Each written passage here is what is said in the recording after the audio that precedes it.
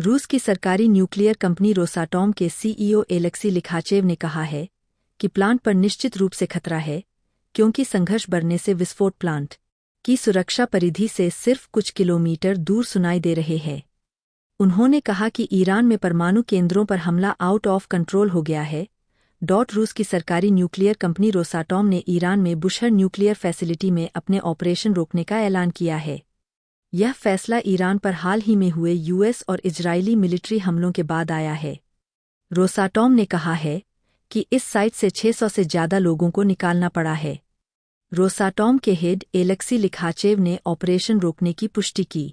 उन्होंने बताया कि पिछले शनिवार को हालात बिगड़ने कंपनी की पूरी नज़र थी और अब इस प्लांट में काम रोक दिया गया है।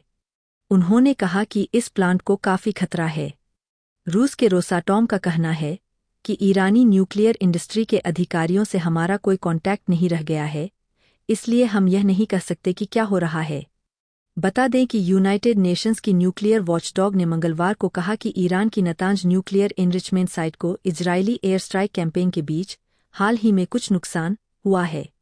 हालांकि इससे किसी रेडियोलॉजिकल लीकेज की उम्मीद नहीं है। इंटरनेशनल एटॉमिक एनर्जी एजेंसी ने कहा कि नुकसान एटॉमिक साइट के अंडरग्राउंड हिस्से के एंट्रेंस बिल्डिंग्स को ज़्यादा हुआ है। प्लांट से कुछ किलोमीटर दूर धमाके।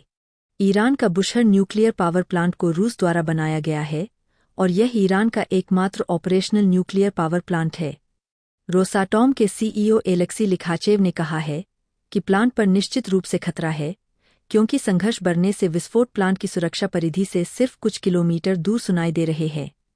हालांकि प्लांट को अभी तक निशाना नहीं बनाया गया है, लेकिन खतरा बढ़ रहा है। इस इलाके के एनर्जी लैंडस्केप में अपनी स्ट्रेटेजिक अहमियत की वजह से यह प्लांट इंटरनेशनल ध्यान का केंद्र रहा है। Bushehr nuclear plant. Alexei Likhachev ने कहा कि अगर इस प्लांट पर हमला होता है तो इसके संहारक परिणाम हो सकते हैं।